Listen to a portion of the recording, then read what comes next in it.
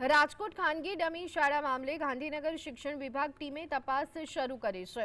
સ્થાનિક તંત્રને સાથે રાખ્યા વગર તપાસ હાથ ધરવામાં આવી।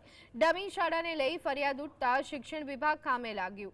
ડમી શાળાનું દૂષણ ડામવા સ્વનિર્ભર શાળા સંચાલક મંડળ દ્વારા શિક્ષણ વિભાગમાં ફરિયાદ કરવામાં આવી। વિદ્યાર્થીઓ અભ્યાસ ક્લાસીસમાં કરે અને શાળામાં નામ બોલતા હોય છે। ડમી શાળા સંચાલકો અને ક્લાસીસ સંચાલકોની મિલીભગત આખું કારસ્તાન ચાલતું હોવાની વિગત શિક્ષણ વિભાગને આપવામાં આવી હતી। સ્થાનિક તંત્ર દ્વારા કોઈ જ કાર્યવાહી ન કરાતા ગાંધીનગરથી ટીમ દોડાવવામાં આવી।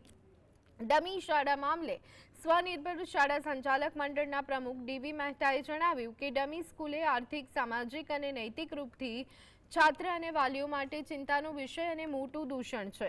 આવી શાળાઓ ન માત્ર રાજકોટમાં પરંતુ આખા રાજ્યમાં ધમધમે છે। અમને અને વાલીઓ તેમજ સરકારને પણ ખબર છે, છતાં પગલાં કેમ લેવાતા નથી?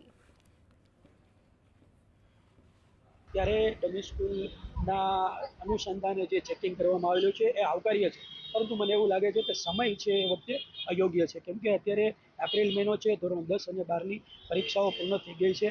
ત્યારે જો ફિઝિકલી કોઈ શાળાનું ચેકિંગ કરવામાં આવે તો ત્યાં વખતે આ પ્રકારના ડમી વિદ્યાર્થીઓ છે એમની હાજરી તમને જોવા ના મળી શકે, પરંતુ અન્ય જે રેકોર્ડ હોય, જે પેપર વર્ક હોય, જે સીસીટીવીના ફૂટેજીસ હોય એને ધ્યાનમાં લેવા વખતે મળી શકે। એટલે આવું કોઈ કારણ બી હોઈ શકે કે આ પ્રકારની સ્કૂલોનું ચેકિંગ કરવાનું, પરંતુ મને એવું લાગે છે કે જો જુલાઈ મહિનામાં, ઓગસ્ટ મહિનામાં આ પ્રકારનું ચેકિંગ કરવામાં આવે તો મને એમ છે વધારે સારું આનું પરિણામ આવી શકે।